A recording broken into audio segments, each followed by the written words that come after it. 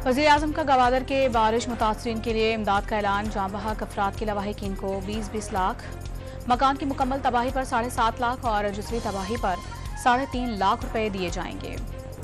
कौमी असम्बली की मखसूस नशिस्तों की तकसीम शुरू। इलेक्शन कमीशन ने खवातीन की 8 मखसूस नशिस्तें नून लीग, JUI और पीपल्स पार्टी को दे दी। इलेक्शन कमीशन ने तमाम हल्कों के इंतखाबी फॉर्म जारी कर दिए। फॉर्म 45, 46, 48 और 49 वेबसाइट पर अपलोड कर दिए गए।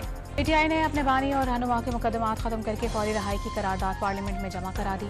मुकदमात सियासी इंतकाम करार।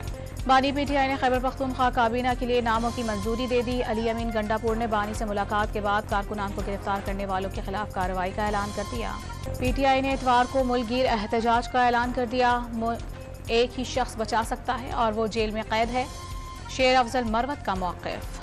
अकबर एस बाबर ने PTI के इंट्रा पार्टी इंतखाबात एक बार फिर चैलेंज कर दिए। सुन्नी इत्तेहाद में शामिल अरकान की बुनियादी रुकनियत मुअत्तल, असासे और दफातर मुंजमद करने की इस्तदा। जमात इस्लामी का गाज़ा के लिए आलम इस्लाम से राबिते का फैसला। इसराइली दहशतगर्दी के खिलाफ 10 मार्च को इस्लामाबाद में आफवारा से अमरीकी सिफारत खाने तक मार्च का ऐलान। यूटिलिटी स्टोर्स पर रमजान रिलीफ पैकेज के तहत बगैर सब्सिडी वाली अशिया भी सस्ती। मसाला जात, चाय की पत्ती, साबुन, सर्फ, शैम्पू और टूथब्रश भी सस्ते कर दिए गए। और अब किसी की सिफारिश या मर्जी नहीं चलेगी। टीम में तमाम खिलाड़ी मेरिट पर आएंगे। चेयरमैन PCB मोहसिन नकवी ने खिलाड़ियों से मुलाकात में वाज़ेह कर दिया।